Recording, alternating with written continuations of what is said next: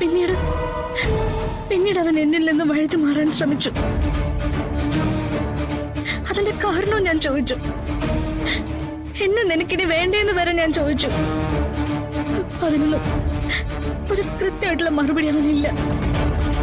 ഒടുവില് എന്റെ കഴുത്തിൽ അവൻ കെട്ടിയ താലി കൂടി അവൻ പൊട്ടിച്ചപ്പോ എനിക്ക് മനസ്സിലായി അവന്റെ പിന്നിൽ ആരോ ഉണ്ട്. അവനെ കൊണ്ടിതെല്ലാം അവര് ചെയ്യിപ്പിക്കുന്നതാണെന്ന്. കളക്ടർ ശാലിനി.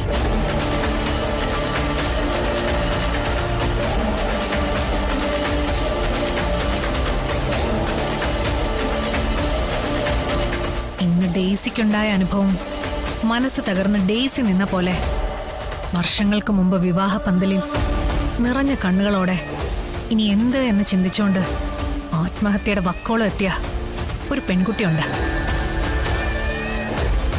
സുസ്മിത. ഈ ഞാൻ തന്നെ.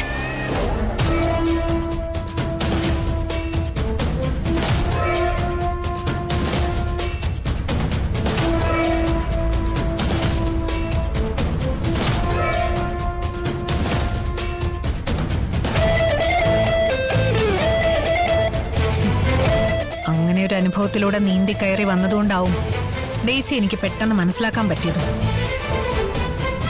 എന്നെ ചതിച്ചവർക്കെല്ലാം മാപ്പും കൊടുത്ത് വിധിയെ പഴിച്ച് കഴിയുകയല്ല ഞാൻ ചെയ്തത്. എനിക്കെതിരെ പട നയിച്ചവർക്കെതിരെ പടപൊരുതി ഒരു ഫീനിക്സ് പക്ഷിയെ പോലെ ഉയർത്തെഴുന്നേറ്റ് എന്നെ ദ്രോഹിച്ചവർക്കെതിരെ ആഞ്ഞടിക്കാൻ എനിക്ക് കഴിഞ്ഞെങ്കിൽ ഡെയ്സിക്കും കഴിയണം. ശിവനെതിരെ ശാലിനിക്കെതിരെ പട നയിക്കേണ്ടത് ഞാനോ നിന്റെ ആങ്ങളെയോ നിന്റെ അപ്പനോ അല്ല, നീയാണ്. നിന്റെ പിന്നിൽ നിന്റെ ശക്തിയായിട്ട് ഞാനുണ്ടാവും. കാരണം ശാലിനി മൂലം ജീവിതം നഷ്ടപ്പെട്ടത് നിനക്കാണ്. നിന്റെ സ്വപ്നങ്ങളും സങ്കല്പങ്ങളുമാണ് അവളെ കയ്യേറി കൈക്കലാക്കിയിരിക്കുന്നത്.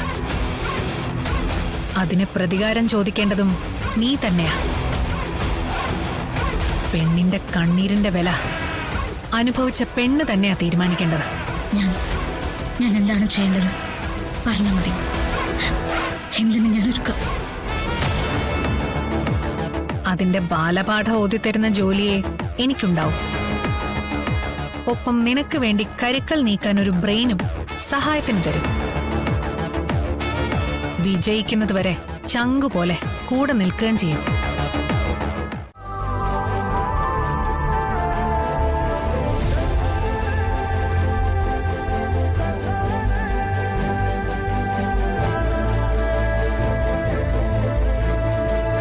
വിഷ്ണുവിന്റെ പകരക്കാരൻ അവൻ എനിക്കാവില്ല. എനിക്ക് അങ്ങനെയുള്ള ഉദ്ദേശവും ഇല്ല. ശാലിനി എന്നെ ഇങ്ങനെ ശത്രുവായിട്ട് കരുതേണ്ട കാര്യവുമില്ല. കാരണം ഞാൻ ശാലിനിയുടെ ഒരു സ്വത്തും തട്ടിയെടുക്കാനോ ശാലിനിയുടെ ജീവിതത്തിലേക്ക് നുഴഞ്ഞു കയറാനോ വന്നിട്ടില്ലല്ലോ.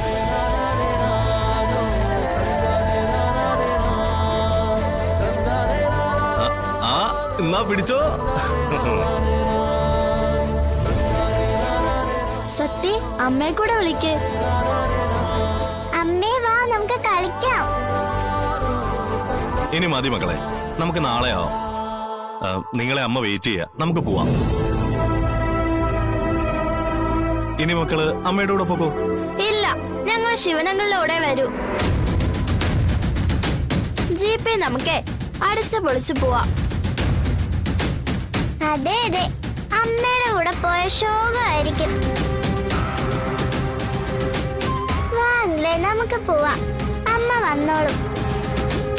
അമ്മ പൊയ്ക്കോ, ഞങ്ങൾ ശിവനങ്ങളിലൂടെ വന്നോളാം.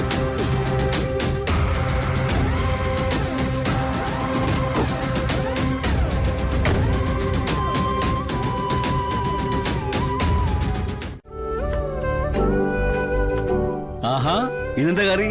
ചീരയാന്നോ? കുറച്ച് പരിപ്പിരിപ്പുണ്ട്. പരിപ്പും ചീരയും കൂടെ തോരൻ വെച്ചാ നല്ലതാ. രാഘവേട്ടന് അത് ഇഷ്ടമല്ലേ? എനിക്കിഷ്ടം കൂർക്ക തേങ്ങ കൊത്തിട്ട് വെക്കുന്നതാ. അതിലൂടെ നല്ല കട്ട തേനോടെ ഉണ്ടെങ്കിൽ എത്ര ചോറോടെങ്കിലും കഴിക്കാം. എന്നാ പിന്നെ നാളെ അങ്ങനെയാവാം. അല്ല, എന്തു പറ്റി? ഇന്ന് വലിയ സന്തോഷത്തിലാണല്ലോ. മെയ് മാസം അല്ലയോ വരുന്നേ.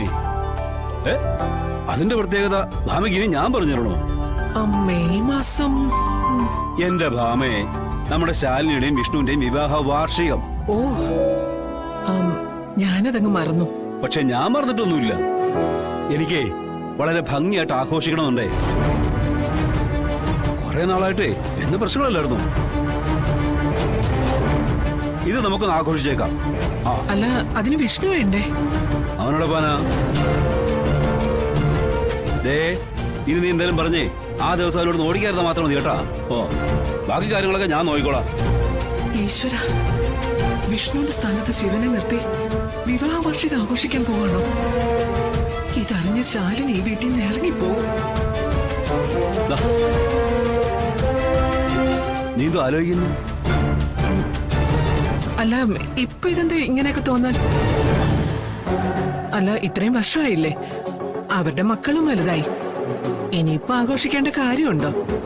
എന്റെ ഭാമേ, ഇന്നത്തെ കാലത്ത് അങ്ങനെയൊക്കെ ആരെങ്കിലും നോക്കുവോ? സന്തോഷിക്കേണ്ട സമയത്ത് സന്തോഷിക്കാൻ തന്നെ വേണം. ആ, ഇത് കഴിഞ്ഞിട്ടേ നമ്മുടെ വിവാഹ വാർഷികം ആഘോഷിക്കും. എന്റെ ദൈവമേ, ഇത് കൽപ്പിച്ചു കൂട്ടി ഇറങ്ങിയിരിക്കുകയാണല്ലോ. എങ്ങനെയെങ്കിലും ഇത് മുടക്കിയേ പറ്റൂ. രാഘവേട്ട, നമ്മള് ശ്യാമയുടെയും രോഹിത്തിന്റെയും വെഡിങ് ആനിവേഴ്സറി ആഘോഷിച്ചിട്ടില്ല. ഒരമ്പലത്തിൽ പോലും പോയിട്ടില്ല.